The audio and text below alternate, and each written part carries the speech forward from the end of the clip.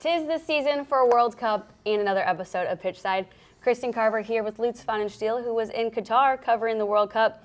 Lutz, welcome home. How many World Cups have you covered now? 6, 10, 14, 18, 22. That's my fifth. So a lot. What's been the headline of this World Cup? Yeah, I think you can say the headline will be before the final. Will Messi finally tick the box of being also world champion after reaching everything, or will France do the double, winning 2 World Cups in a row, which have only once before been achieved? On the pitch, what do you think's been the most compelling storyline? Yeah, I think that lots of big favorites got eaten this time by the smaller teams. So there is no small boys anymore in a football World Cup. I think the smaller countries, especially Asia and Africa, really did well. The United States, I think, had a great tournament as well. So I think the most important part is that it all really became closer. Is that because it was the first Winter World Cup ever, and will it be at the next World Cup different again? Time will tell. Were any teams, did they remind you of City, or maybe that were similar to our playing style? Yeah, funny enough, lots of teams didn't really statistically go that much into pressing. The reason was it had to do with the performance diagnostic, because you're coming, as I said, the first time a World Cup is played by the end of the year, so the players had a lot of games under their belt, so lots of players got injured before the World Cup. There will be also more and more injuries come most likely in February and March, simply because you had too many games and it was hard on the body. So I think lots of coaches, they decided to go more in a deeper formation or in a medium formation.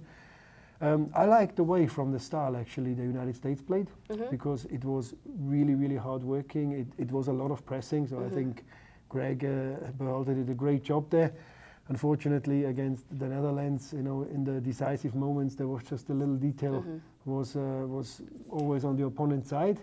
So I think, but you did see a lot of modern influence and everything. Now scouting, how is it different doing that internationally, especially compared to what you were just doing earlier this week in the College Showcase? It's basically the same, just on a bigger stage. In the end of the day, I mean, you do know the players better. There is no huge surprises anymore at the World Cup level. You know the players. However, you see players from smaller countries, when they finally play against the top players in the world, then you see sometimes the difference.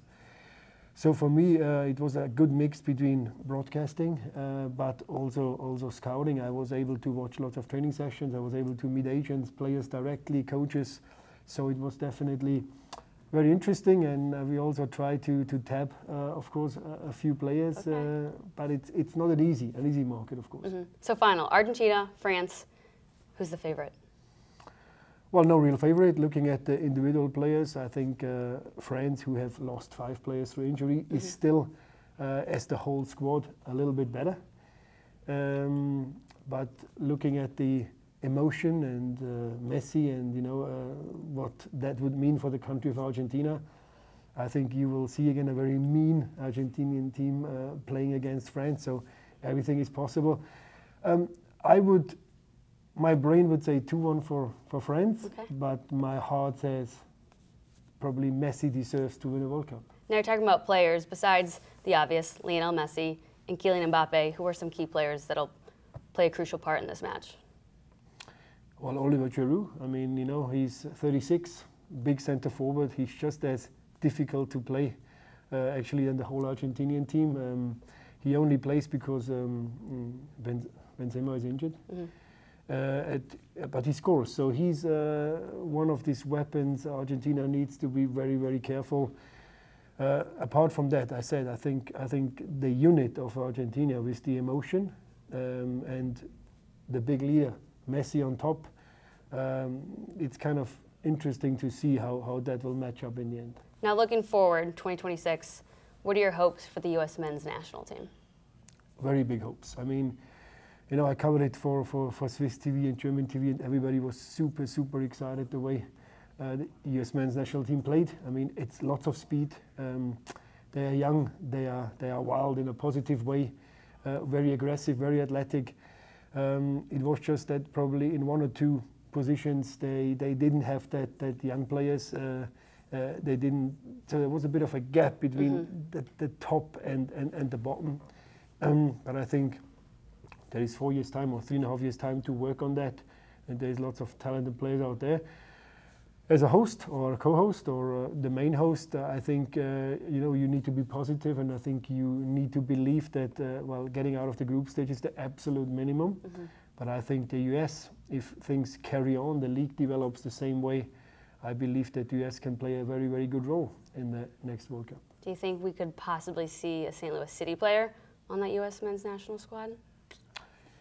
Well, I mean, if I would have my crystal ball here, I would tell you, but I think we do have very good youngsters. We have potentially very good players. I mean, calculated up plus 3.5. So guys who are now around 16, 17, they will be roughly there. Guys who are 18, 19, it would be the perfect age. Maybe it comes a bit too early, but we are positive, and it would be great for the city. We had now 2 players from St. Louis at that World Cup with Tim Ream and Josh Sargent, and I hope that we will have another 2 all together at the next one.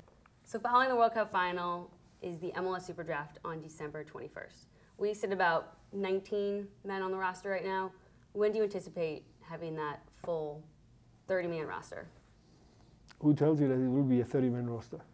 The league.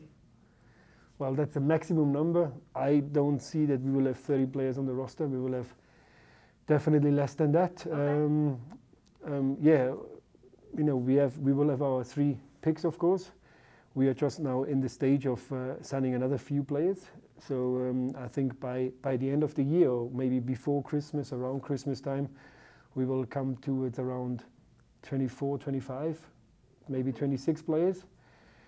And then it's just a little bit of fine-tuning to do. So I'm happy so far where we stand. And it always depends on what we can get really out of the SuperDraft.